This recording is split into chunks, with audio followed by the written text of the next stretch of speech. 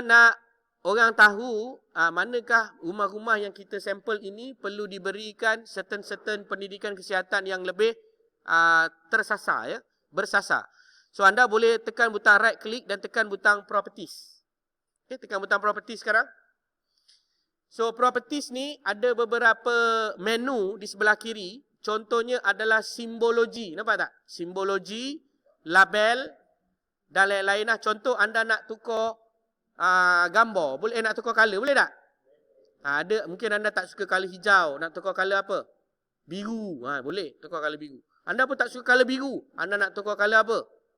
Merah, mungkin color merah menyakitkan hati, anda boleh tukar color hitam, ya. Color hitam pun boleh, tak ada masalah. Ini contoh apabila anda buat simbologi, anda boleh menukarkan color, nampak?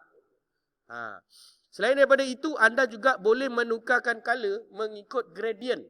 Gradient ni maknanya mengikut jenis bilangan orang, jenis value dan lain-lain. So saya tukar kepada graduated ni. Graduated ni kita pergi dekat value, kita boleh tukarkan based on income contohnya. Dan simbol ni kita biarkan dia kepada satu color. Okay, satu color. Okay, color RAM kita biar. Okay, equal count ni kita tukarlah kepada 3. Kita nak 3 kategori je. So kita ada 3 kategori, RM1,000 hingga RM1,100, RM1,100 hingga RM2,100, RM2,100 hingga RM3,000. Mungkin tak berapa nampak kalau pakai color merah dengan yang berkenaan ni. Saya tukar kepada spektral. Dan simbol ni saya rasa saya tak nak ada simbol lah. Saya buat macam tu. Okay, sorry sekejap. Saya buat balik. Properties. Okay, anda punya jadi warna merah juga macam saya. Saya pergi kepada graduated. Simbol ni dia tak nak tukar lah. Saya nak tukar dia punya simbol ni jadi simbol yang tidak ada color. Okay, saya dah tukarkan dia. Baik, dekat sini saya akan pilihkan tadi income. Dan saya jadikan dia 3 kelas. Iaitu 1,100. Anda boleh ubah sebenarnya. Anda nak daripada berapa sampai berapa. Contoh kan, daripada 1,000 sampai 1,200. So dia akan ikutlah apa yang anda sasarkan. Okay. Kemudian dekat sini saya nak tukar color RAM dia kepada turbo contohnya. So boleh nampak lah. Mana biru tu maknanya kurang banyak duit lah berbanding dengan color merah. Kemudian saya boleh tekan butang OK. Nampak tak? Allahu Akbar. Tak apa-apa nampak Sebab dia jadi tu. Simbol atas tu dia terlari tu. Okey, sekejap. Yang ni saya perlu cerahkan.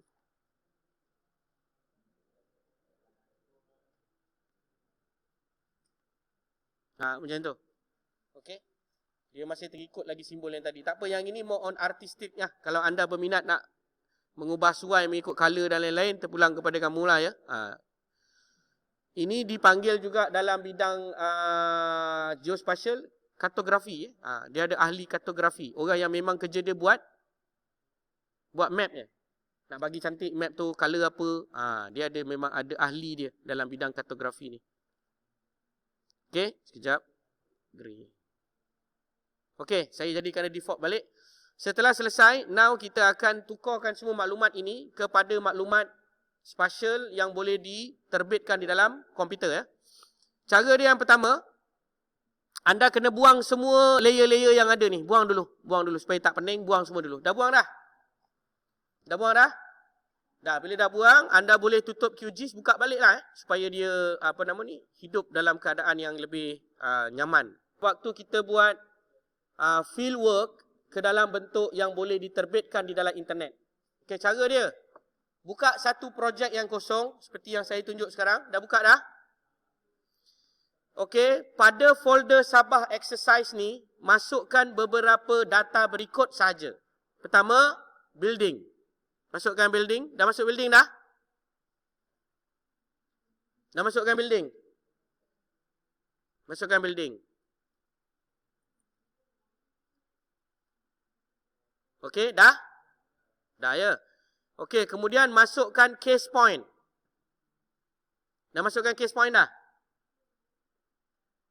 Dah masukkan case point? Dah. Okey. Lepas itu anda boleh tekan butang Open Street Map. Letakkan layer paling bawah Open Street Map. Okey, dah sudah Dah sudah dah? Dah. Dah sudah Okey, dah sudah. Next step, anda akan pergi kepada plugin. Anda akan tekan butang Manage and Install Plugin. Anda akan dibawa kepada repository. Repository ni macam library lah. Tempat simpanan a lot of library. Ada saya minta tadi, namanya QGIS 2 Web. Ada yang dapat install, ada yang gagal install. Betul? Tapi majoriti dapat install lah. Kita akan buat perkara demikian. Tapi sebelum itu, anda perlu buat beberapa manipulasi.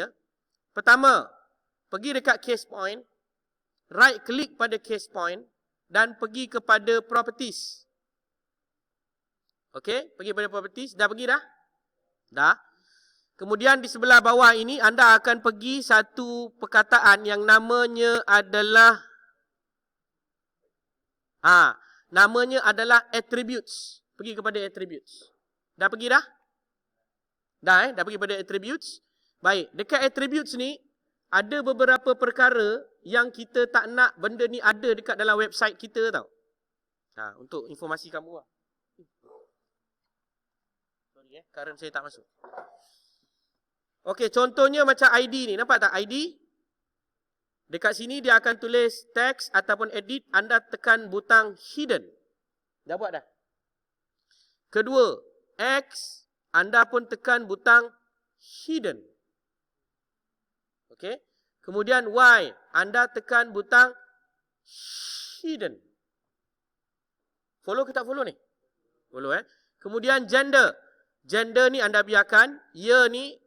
Okey, gender ni anda boleh tulis perkataan Jantina. Dia punya alias dia adalah Jantina. Okey, dah sudah? Boleh follow Dia memang sikit teknikal. Okey, year ni anda tulis perkataan tahun. Okey, week ni anda tulis perkataan minggu.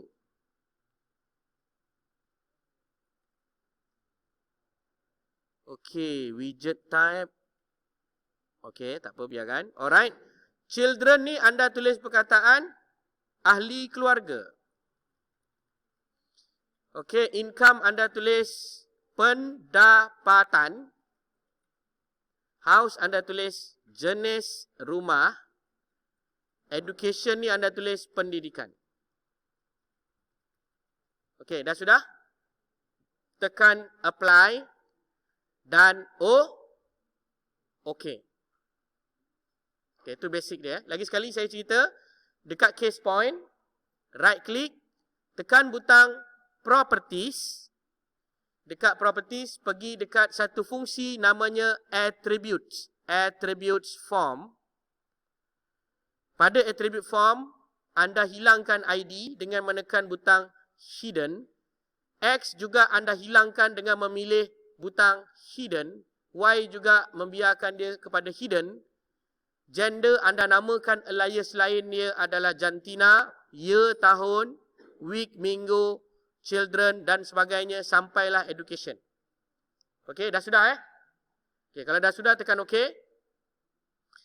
Now the last one, building. Building pun buat benda yang sama, right click, tekan butang properties. Lepas tu pergi kat mana? Attributes form. ID ni anda jadikan dia hidden. Okey, nama ni pun anda jadikan dia hidden. Bilangan orang ini anda tulis itu sebagai bilangan. Material anda tulis jenis rumah. Jenis je lah, jenis. Income anda tulis jana. Jana wibawa. Jana je lah. Jana. Keluarga anda tulis perkataan hidden. Lepas itu anda boleh tekan butang OK ataupun apply. Dah sudah. Itu saja. Saya ulang lagi sekali. Building. Anda propertieskan dia. Pergi kepada attribute form. ID. Jadikan dia hidden. Nama pun hidden. Bilangan orang tulis bilangan. Material tulis jenis. Income tulis jana. Keluarga anda tulis hidden. Dah sudah belum? Dah Apa dia? Sekali lagi soalan. Bilangan orang saya tulis bilangan je. Bilangan. Okay, next. Anda akan pergi kepada web. QGIS to web. Anda akan pergi kepada create web map. Dah sudah? Okay, tekan create web map. Kemudian automatically dia akan keluarkan kepada anda seperti yang ditunjukkan pada layar sekarang. Nampak ke tak nampak? Okay, tengok ni. Dia tulis layer and group. Dia ada tulis visible population. Okay, nampak tak? Dia ada bagi dah. Gender, year, week, children, income, house. So, anda ikut seperti label yang telah diletakkan. Ya. Contoh seperti berikut. Tengok. Gender. Tulis inline label. Tulis year ni inline. Semua tulis inline. Semua pilih inline lah. Senang. Cuba try. Semua inline. Inline ya. Inline. Okay, ini pun sama. Inline. Inline. Inline. Baik, dah sudah ya? Okey. Dekat bawah ni, saya akan cadangkan anda ambil leaflet. Leaflet ni adalah skrip yang paling mudah nak dikesan oleh anda punya sistem pengkomputeran lah. Apabila nak masuk dalam mana-mana cloud services, paling senang pakai leaflet. So, ambil leaflet. Kemudian tekan butang update. Baru nak tekan butang update preview. Dia dah previewkan untuk awak dah. Saya tekan update preview ya. So, inilah yang akan terjadi nanti bila anda buat apa yang dipanggil sebagai geospatial. Nampak tak? Bila saya tekan je, dia akan tulis bilangan 8, jenis papan, jana 1000. Faham Okay, kalau saya zoom balik ke belakang, kan ada data-data point ni kan? Nampak Bila saya klik, dia akan tulis mail 2001, minggu 52, ahli keluarga 3. Nampak tak? Nampak ke tak nampak ni? Boleh jadi ke tak boleh jadi ni? Boleh. Seronok ke tak seronok ni? Tak seronok tak seronok lagi. Okey, tak apalah. Tak seronok, biar je lah kan. Orang memang tak bersyukur punya makhluk. Okey, ni contoh yang dekat pulau ni. Ada seorang umur ahli keluarga, pendapatan 2,400, pendidikan non-graduate tapi duduk dekat pulau. Dahsyat, lain macam. Ni orang pulau. Baik. Seterusnya, selepas dah siap ni, maka tuan-tuan dan perempuan boleh tekan butang appearance. Dah tekan butang appearance dah? Okey, bawah tu ada tulis abstract. Betul tak? Dekat sini kalau anda nak letak abstrak, anda boleh letaklah abstrak. Kalau anda tak nak letak pun tak apa. Tapi abstrak ni nak letak dekat mana? Abstrak ni anda akan letak dekat dalam anda punya file. Ya.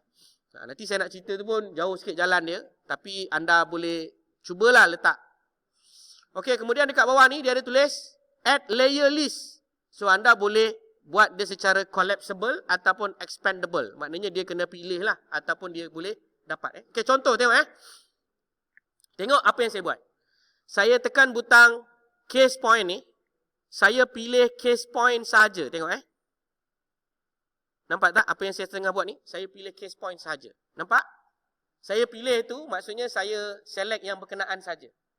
Macam ni. Dengan menekan butang control lah. Alamak, tak nampak Okey, lagi sekali saya buat.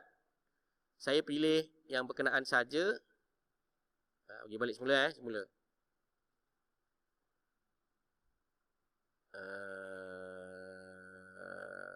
Okey, lagi sekali saya buat.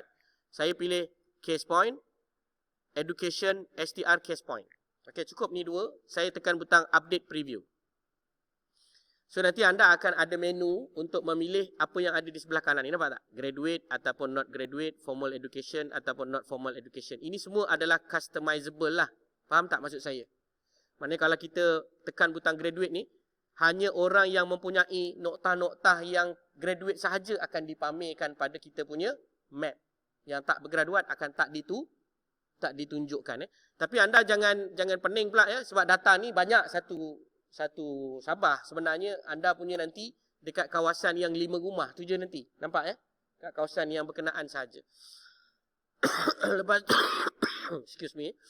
Lepas tu dekat bawah ni dia ada bilangan kanak-kanak tengok kalau yang mana bilangan anak-anak dia 1 2 3 4 kita boleh ada slider. Okey, nampak So itu adalah berdasarkan apa yang anda pilih di sini. Okey, so anda boleh pilih ikut suka kamu. Alright? So boleh buat pilihan tu sekarang. Saya pilih ikut saya, jangan tiru saya. Boleh Okey, saya akan pilih ikut saya jangan tiru saya. Ni contoh yang saya pilih. So bila saya tekan update preview, inilah yang akan jadi pada map saya. Di mana map saya akan ada perkara-perkara berikut. Dia akan boleh filter income, saya boleh filter week, dan saya boleh filter education, saya boleh filter rumah, dan saya boleh filter juga jenis perkara yang berkenaan lah, batu ataupun papan dan sebagainya. Ini contoh. Okey, nampak ke apa yang saya cuba buat ni? Boleh nampak Right, alhamdulillah. Okey, dah sudah, maka anda boleh pilihlah menu-menu ni. Okey, tak apa. Yang ini nanti anda boleh explore. Some of this menu you can explore by yourself. So I do not want to interfere anything, tapi saya just nak cerita je apa fungsi dia. Contoh layer search. Anda boleh buat juga pencarian. Contohnya nanti anda nak cari based on gender. Mana lelaki, mana perempuan. Nanti dia akan keluar apa yang dipanggil sebagai search bar lah. So search bar anda ada dua. Nak cari lelaki ke nak cari perempuan. Ni kat sini. Anda boleh search. Jarang orang search by jantina ni kan. Biasanya orang akan search based on the nama tempat lah. Nama lokasi. Okay. Ni just nak tunjuk je contoh. Okay, measurement tool. Nak ada tak measurement tool? Kalau nak letak pun boleh. Measurement tool ni contoh nak letak pembaris. So nanti bila orang tengok website kamu, dia boleh ukur. Daripada sini sampai sini berapa? Contoh. Okey, full screen ataupun tidak. Saya biarkan full screen. Dan saya biarkan dia canvas extend. Dan lain-lain. Okey, dah siap semua yang anda pilih. Sebenarnya appearance ni penting untuk kamu buat macam mana kamu punya website nanti. Okey, nanti bila kamu nak persembahkan kepada kami, sewaktu anda punya data-data yang kamu telah collect untuk educational diagnosis, environmental diagnosis, saya harap anda dapat persembahkan sebeginilah. Kalau tak dapat perfect macam ni pun, lebih kurang macam ni pun kira okey lah. Acceptable lah ya. Acceptable. Kemudian boleh tekan butang export. Dekat sini sangat kritikal sebab nak letakkan dekat mana. So dekat bawah ni dia ada tulis export to folder. Tekan 3 noktah yang berkenaan. Masukkan dalam folder yang asal. Folder asal dia tadi adalah Sabah exercise. Okey. Dan jangan lupa buat satu folder baru. Saya akan tulis QGIS to web. Saya tekan butang create dan saya tekan butang open. So dia akan masuk dekat dalam perkara yang berkenaan. Dah siap, maka saya akan tekan satu butang yang terakhir namanya export. Okey, itu saja. Okey, selepas saya tekan butang export, dia dah tulis apa dia? Sukses. Okey, walaupun saya tahu semua dah kicap dan tak boleh follow, tak apa, lepas ni saya ulang. Saya tekan butang OK dan saya pergi balik ke jalan yang benar, iaitu folder saya ni. Nampak? Akan ada satu file yang seperti ditunjukkan ini. Nampak tak? Siapa yang buat file-file ni? Komputer yang buat. So, saya tekan butang index.html ni, maka dia akan buka satu index yang baru. Maka jadilah website saya. Yeay! Berjaya! Inilah yang awak jeritkan semalam di hadapan Dewan. Kan? Betul? Berjaya. Betul? Barulah berjaya ni. Awak berjaya membuat satu contoh web application untuk mendisplay-kan anda punya maklumat spatial data yang kamu collect sendiri daripada lapangan dan juga yang kamu dapat daripada secondary data dan sebagainya. Okey, ini contoh dia. Alright, saya akan repeat semula.